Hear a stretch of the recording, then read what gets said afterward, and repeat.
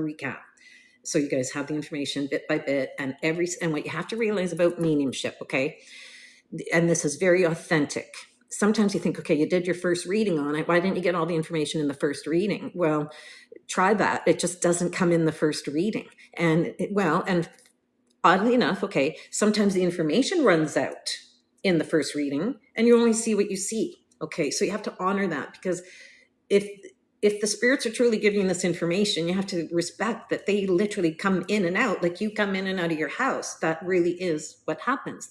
If they're going to make a connection to a medium, seriously, they haunt you in your home. This is true, okay? So very seriously. So on day 54, first visit in my home, I want to explain again, top to bottom. And what will also happen is days later, because you've made that connection, even if the spirit has not shown up every day, they've given you that information. And what spirits love to do, they will come in and they start to plant what I call seeds of consciousness to keep you straight on it.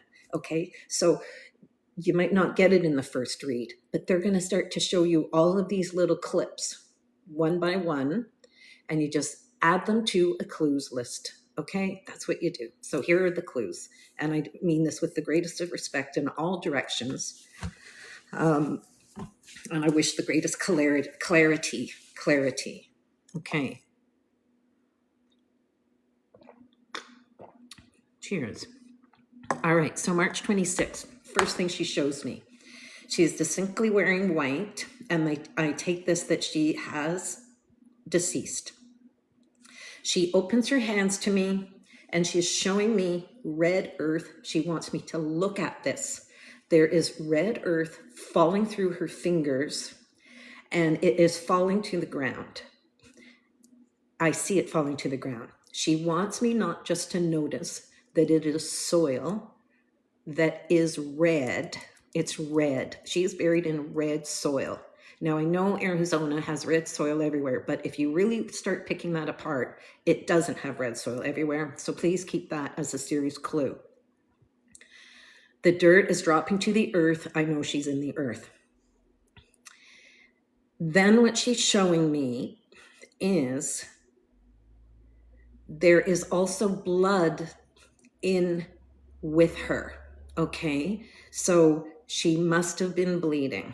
And I don't want this to be dark and gory. I just want to give you facts, and I want even investigators to know this, okay? Not just the public. So there is blood in that grave. That's important forensically, okay? Now, when she's standing there still in my bedroom, she's pointing to her left hand. And remember, I am opposite to you because this is a cell phone, okay? Her left hand, she's showing me, is what is bleeding. It is her left hand is bleeding.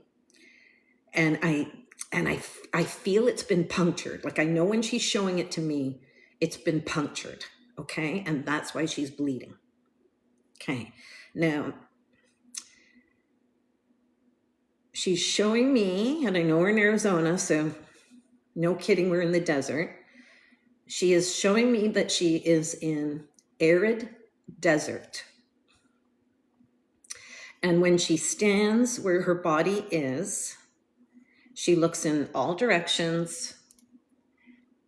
And the phrase she's giving me is, looks the same, looks the same, looks the same, looks the same.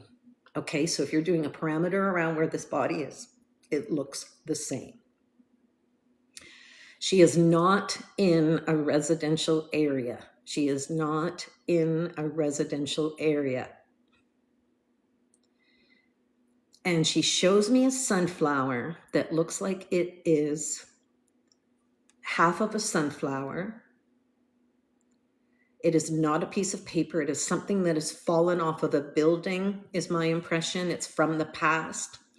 And it was either marking a logo or marking the name of something, or just, sometimes people use sunflowers, an icon on their business. So it's either an actual sign or something that fell in the area. So sunflower could be significant. And one of the words that keeps repeating in my head during the first visit is mesa. Mesa. And I can hear it like a Spanish person is saying it, mesa. And when I'm considering Mesa, I do not believe it's the city that's close to Phoenix. This is terrain. Okay, so for those of you that live in Arizona, you would know that. Some places are referred to as Mesa. Mesa. Okay, the other thing that absolutely must be considered when this type of word, it could be a name, if it's a city, etc. So is it a word, is it a name? I'm the messenger. I'm not necessarily the interpreter. But I want to give you that if you're hearing a word like this in mediumship, you really do have to stretch it. It could either be very literal and direct, but it could also perhaps mean a street name that she was taken to. So for people that are in Arizona, that would be a consideration, okay? Because she's giving me impressions of also where she was taken. And with respect to where she was taken, okay, so I want to say that again. Mesa could be referencing the terrain that is around the body. Okay, because remember, there's two things here. Well, in fact, wait a second. There could be three things, three locators that she's trying to say. Because first of all, there are things that happened in her home, location number one. Wherever she was taken, that was supposed to be the kidnapping pit. I'm sorry to use that phrase, but you still have to hold your hostage somewhere. You're buckling them down. So there's definitely a location that they would have intended as the hold until ransom location. So if that's the second idea, and if she's truly deceased, they're not keeping her around that location. They've tried to remove her as fast as possible. Third location is where she's buried. So that's why I'm saying, if all of a sudden this word mesa is coming out, even if it was right beside the moment she's talking about the desert, because it was for me, it doesn't mean she's necessarily giving a detail on that desert. So that's why these interpretations treat it in both places. You have to, it might be part of that desert. Keep it as a consideration where her body is. But it was also wrapped up in this communication. She was trying to tell me which direction she was brought to. And I'm distinctly seeing north. She was taken north. And whatever the time is, I'm seeing 23 minutes. This is under 30 minutes away from her home is the first stop, okay? Like something is there. Now, that is what I got on March 26th. I'm now doing this, I believe we are April 4th, I believe, right? Okay. And again, if this is coming in, any medium working on this, it's like having a channel come in louder and clearer. It's going to still be there as a seed and you're going to see it grow in your head. So what I still want to say is you have to also watch. She told me 23 minutes that first night going north. So I want to say that really is the locator for where did they deposit her? They had to hold her somewhere. So, but the first night I wondered if that's,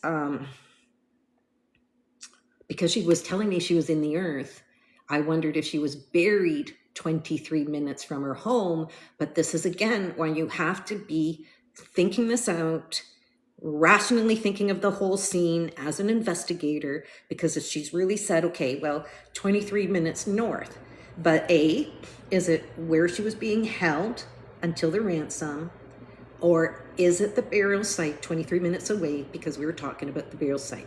So that's why I'm saying you still have to treat every single item that it exists on its own. It might not be connected to the information presented before it. Okay, so let's just say that was transmission one. That was a lot of what I got on the first transmission. Okay, that was last Wednesday, a week ago Wednesday. Then on Friday, I listened to my recording again, and same thing. If you go back to a recording that especially you have made of the reading, which this was, it was a recording of the reading, you can access the spirits that were giving you that information directly from there. Okay.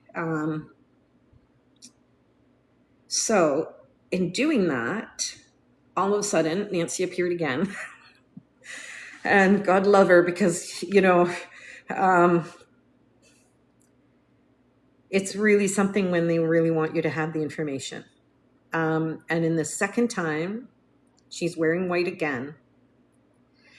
And she only gave me one clip. Like it was almost like, when friends get together and they share some information, like, gee, I was really hoping to go downtown today, but it was raining like crazy, so I didn't. Okay.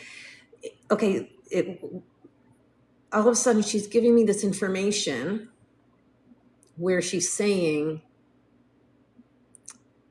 like, she's been trying to show me what she's seeing in her home. So as she's giving me this information, I'm almost like seeing her in white, and I'm seeing these two people in her home, and I see them moving. I can see that she sees them from a distance because she's sitting watching them.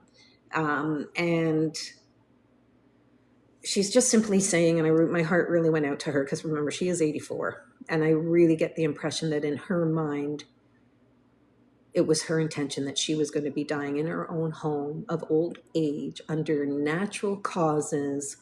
And even I have my 84-year-old mother, and we're actually hoping that happens, because when you do see elders in their 80s, they really are having a harder time with mobility. And I'm seeing the exact same thing in my mom. So I'm very sympathetic to how we've been told of Nancy's condition of her health, because pain is suffering. Pain limits you.